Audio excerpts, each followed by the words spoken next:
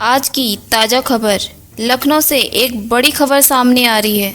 Property बेचकर बेटी ने रखने से किया इनकार। लावारिस घूम रही बुजुर्ग मां की कहानी रुला देगी। यूपी की राजधानी लखनऊ में एक 80 साल की महिला बारिश में भीगती हुई लावारिस हालत में मिली। बताया जा रहा है कि बुजुर्ग महिला के 2 बेटे और एक बेटी है, लेकिन कोई भी उन्हें अपने घर में रखना नहीं चाहता, जिसके चलते वो दर दर भटकने को मजबूर थी। बुजुर्ग महिला की इस हालत को देखकर किसी ने कृष्णा नगर पुलिस को इसकी सूचना दे दी, जिसके बाद पुलिस ने महिला को खाना खिलाने के साथ साथ उसका इलाज भी कराया।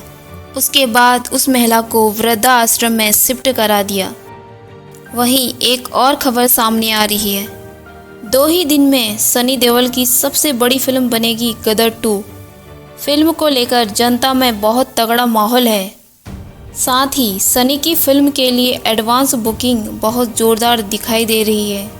पहले ही दिन जनता से मिल रहा रिस्पांस बता रहा है कि गदर 2 के निशाने पर बड़े बड़े रिकॉर्ड हैं। वहीं हरियाणा से एक और खबर सामने आ रही है। हिंसा के बीच हरियाणा के नूंह जिले के लिए एक अच्छी खबर सामने आई है।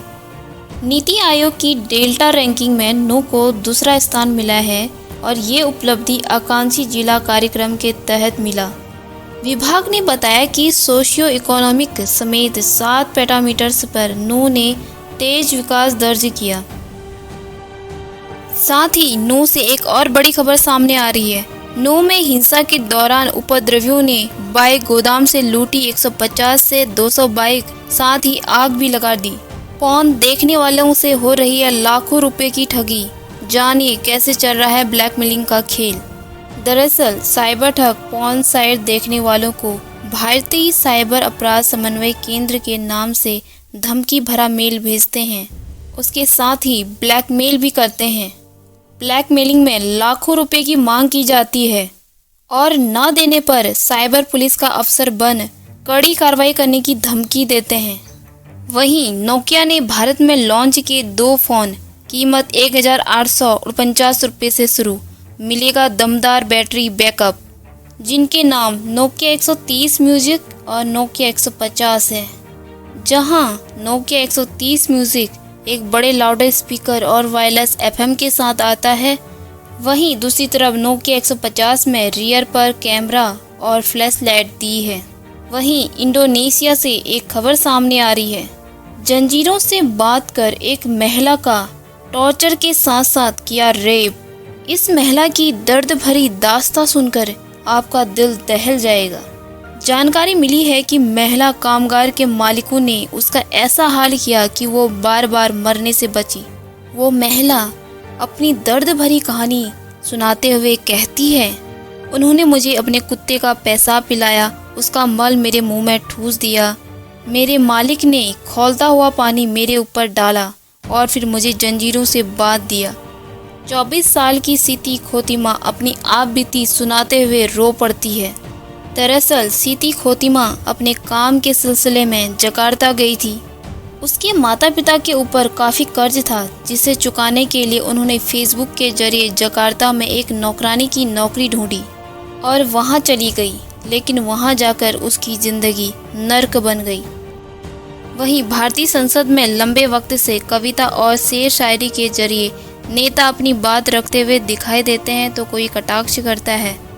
इसी बीच राज्यसभा में नेता प्रतिपक्ष मल्लिकार्जुन खड़गे ने गुरुवार को सत्ता पक्ष पर हमला बोलते हुए कहा, मक्तल में आते हैं वे लोग खंजर बदल बदल के, मक्तल में आते हैं वे लोग खंजर बदल बदल के, या रब मैं लाऊं कहाँ से सर बदल बदल के।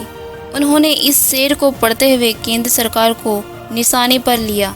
वहीं दूसरी तरफ उनके इसी शेर का जवाब सत्ता पक्ष ने शायराना अंदाज में दिया। भाजपा सांसद सीमा द्विवेदी ने जवाब में अकबर इलाहाबादी का शेर पढ़ा।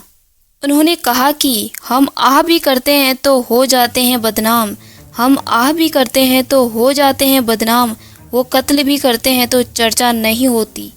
वहीं सोशल मीडिया में चर्चित सीमा हैदर पर मच गया है एक और बवाल।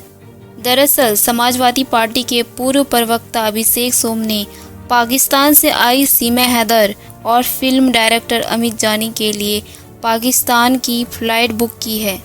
अभिषेक सोम ने कहा कि अमित जानी पाकिस्तान चले जाएं और अपनी हीरोइन को भी साथ ले जाएं।